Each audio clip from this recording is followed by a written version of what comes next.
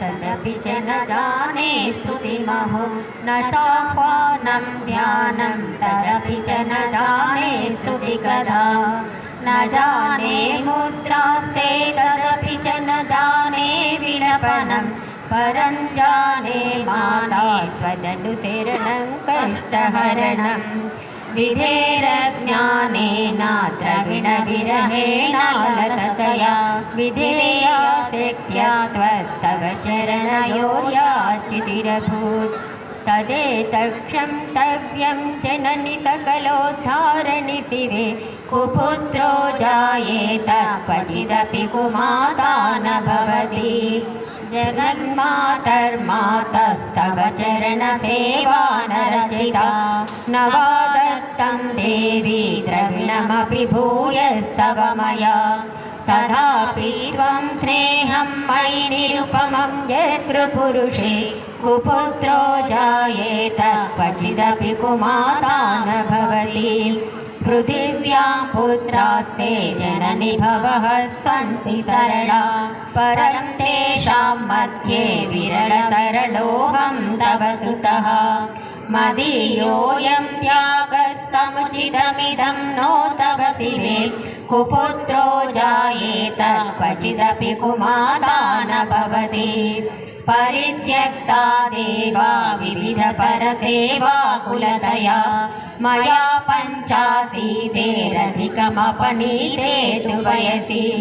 इदानीं नो मातस्तव यदि कृपा नापि भविता निरालम्बो लम्बोदर जननिकं यामि शरणं स्वपाको जल्पाको भवति मधुपाकोपमगिरा निरातङ्को रङ्को विहरति चिरं कोटिकनकै तवापर्णे कर्णे विशति मनुवर्णे फलमिदं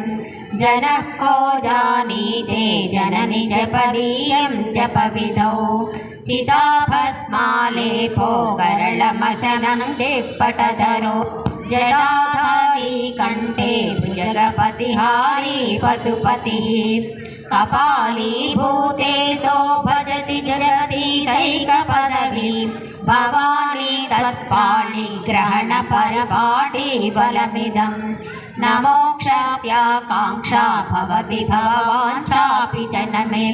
न विज्ञानापेक्षा शशिमुखिसुखेश्चापि न पुनः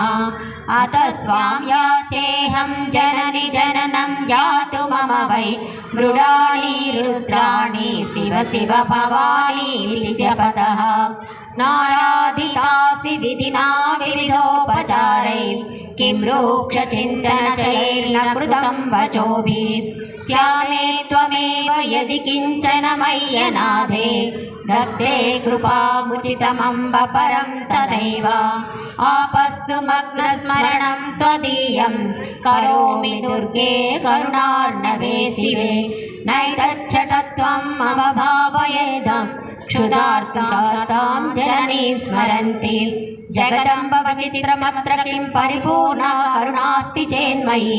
अपराध परम्परावृतां नहि माता समुपेक्षते सुतम्